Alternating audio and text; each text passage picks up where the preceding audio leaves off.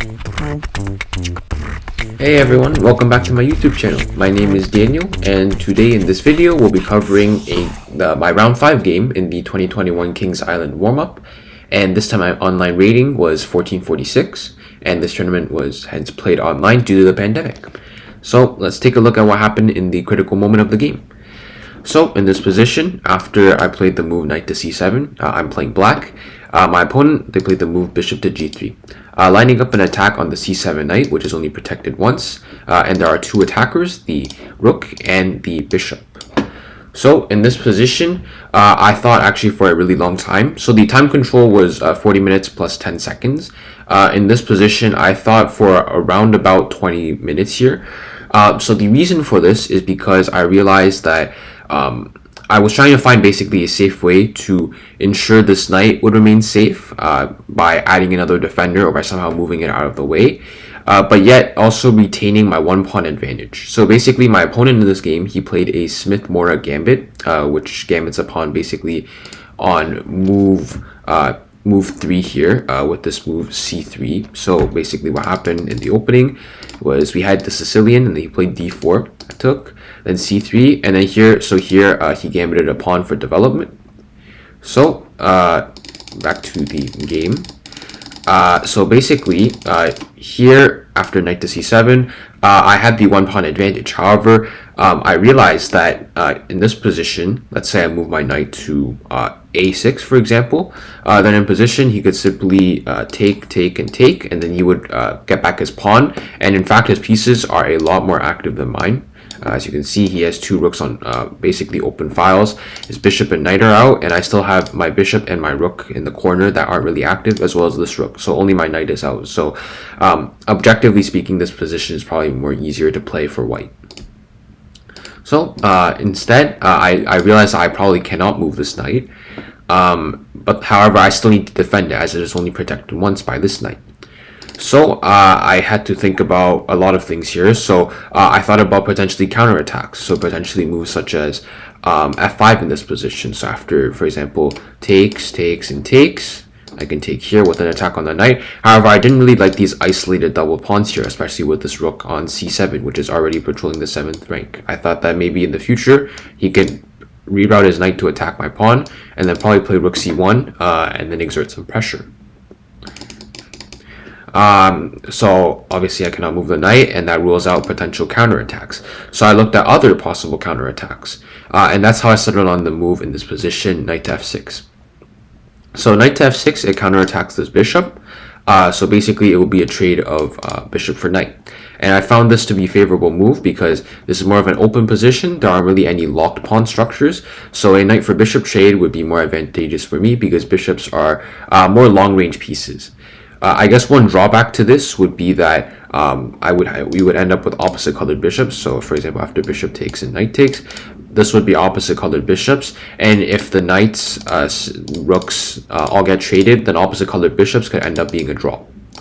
So that was the one drawback to this. However, I found this still to be the best alternative anyways. Considering how active his pieces were, I considered that even a draw would be better for me, especially considering I'm also playing black, and a draw for black is technically better, and because white gets the first move.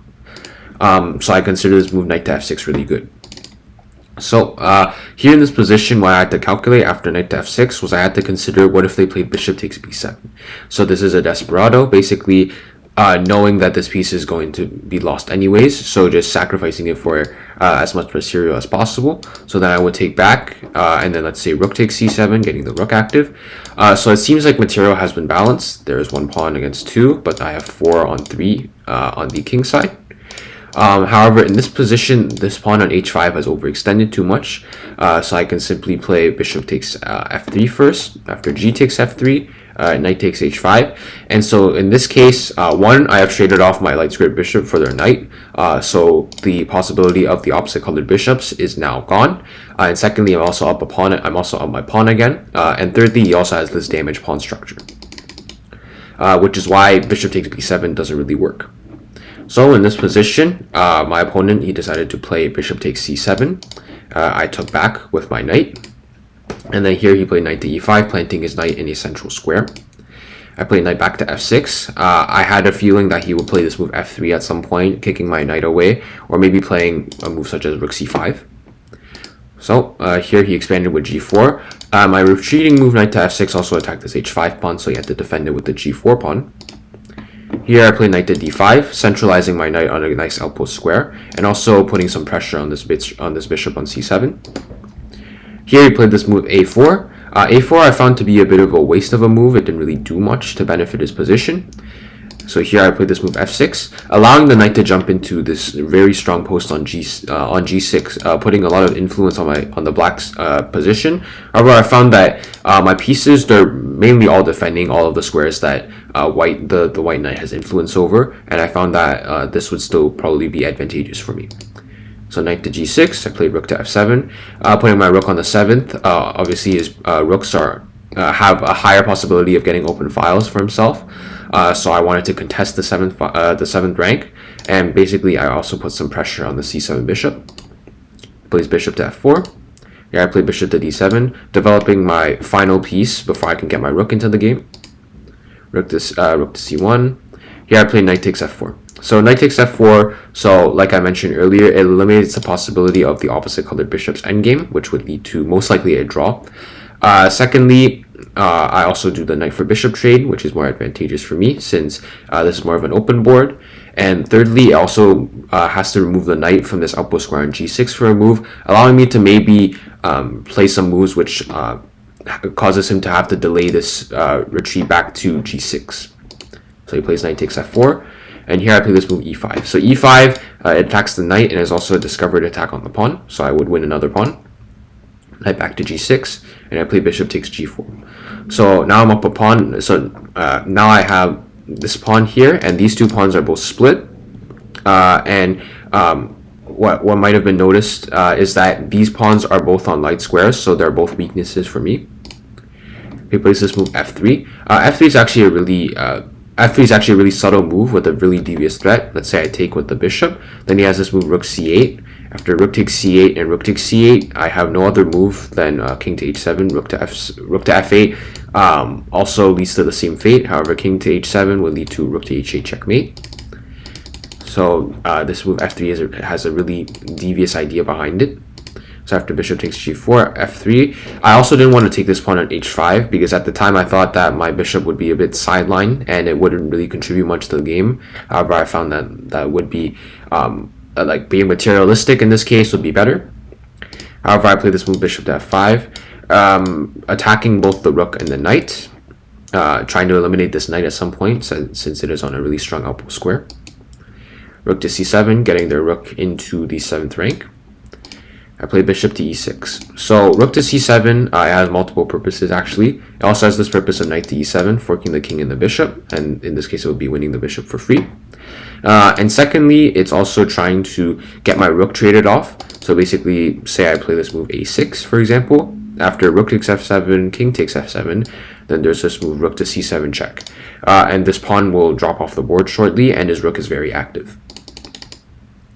So here I played bishop to e6, so that when he takes on f7, which he did in the game, I have bishop takes f7. After rook to c7, a better try would have been b6. However, in the game I played rook to b8. This isn't as good since my rook now cannot activate on the open file, and I have to suffer from passivity from my rook as it has to defend this lone pawn on b7. Here he plays knight to e7 check. I play king to h7, avoiding all the checks that he can do if I go to h8 and f6 when he goes back to g6. Here he plays knight to f5, trying to x-ray the fact that all my pieces are on the 7th rank. So this opened up the discovered attack on my bishop. And once my bishop moves, then he can take the pawn on g7. So I knew that I had to move my bishop, so I played bishop takes h5, just basically trading a pawn then in this case. Rook takes g7, king to h8. Here he plays back rook to c7 so that he can take this pawn on h6 without losing his rook after king takes, as the knight is protecting it. So here I play bishop takes f3. He takes the pawn on h6. And here I drop back to bishop to d5, centralizing my bishop. Here he plays king to f2. And this also shows how powerful the rook is on the 7th. My king cannot advance in any way. In fact, it's actually boxed as the knight here controls the square as well. I play a6, trying to get my pawns forward. Knight to f7, king to g8, knight h6, king to f8. Just sliding my king over, avoiding the perpetual check by going back to h8. He plays a5, trying to stop my b5 advance, because after b5 he has en passant, rook takes b6, and after rook to a7, my pieces are still very passive. So here I play rook to e8. He plays king to e4. I play rook back to d8. Now I have the open file here. I've activated successfully. Knight back to f4, attacking the f6 pawn. Here I play rook to d6. He plays knight back to h6, trying to land his knight on f5. I slide my king over, king to e8. He plays knight to f5, and I play rook to d7. This is the point behind king to e8. King to e8, so that I have this move rook to d7, so that potentially, if he trades with me, this is a really advantageous position for me, since in the end, at the end, I have two passed pawns, and in fact, those two passed pawns will probably most likely promote at some point, or he has to sacrifice his knight, for them. So, in the game, he plays rook to c7. I play king to f7. Here he plays rook to h8, and here I play king to e6, attacking the knight. He plays knight back to g3. I play bishop c6, consolidating. Now none of these three pieces can be attacked, and I can simply just start working on advancing these pawns forward to become queens. Rook to h6, pinning this pawn so that the progress can be halted. Play rook to f7, simply protecting the pawn because I knew he was probably going to play knight to h5 or knight to e4. Here he played knight to e4 anyway, setting up the threat of knight to g5, which would fork the king and the rook, and my pawn cannot take because it's still pinned. So here I slide back, king to e7. He plays knight back to g3, trying to get into f5. Here I play f5 myself so that he can't, since my rook is protecting the pawn. He plays my knight back to e2. I play f4, and here simply I just march my pawns forwards, e4. And here, last critical moment would be right here. After rook to e6 check, here I played the move king to d7, which in fact was the only move in the position to guarantee a winning position. Basically, let's say there are three squares in total, which is d7, which I played in the game, d8, and f8. So d7 is the winning move. We'll get to that last. So let's see what happens after king to d8. So king to d8, then now there's knight takes c6, b takes c6, and rook takes e3, and this pawn will not advance. In fact, white will win it, and it will be a drawn position most likely. Here, I can also play king to f8, same situation, knight takes c6, b takes c6, and rook takes e3, and this will most likely peter out to a draw.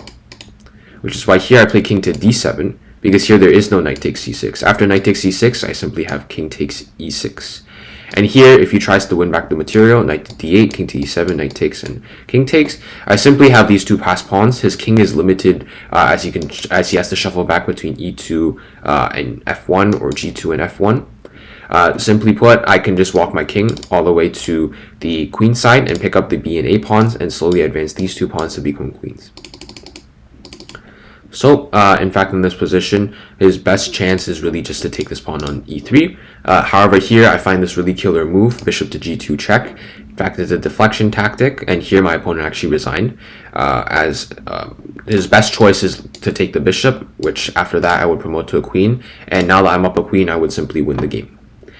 So, in fact, pretty smooth game in general. I guess the main theme for this game would mainly just be piece coordination, as well as noticing the fact that I have to counterattack sometimes. Sometimes counterattacking is better than just simply dodging the threat, which was demonstrated with this nice move here, right here with this move knight to f6. Realizing the fact that if I move this knight, then my position would simply be a little bit more difficult to play, as all his pieces are active, and he would win back his pawn. After this variation, he has his open files and he has his active pieces. And also realizing that I probably have to counterattack, but I have to counterattack correctly. For example, like I mentioned, the move f5 would be a counterattack, but it wouldn't be as strong as knight back to f6, because I would have the doubled pawns here, and he would probably most likely get open files, and his pieces would still be very active. So, hope you all learned something from this game. Thanks again, and like and subscribe if you enjoyed. Thank you.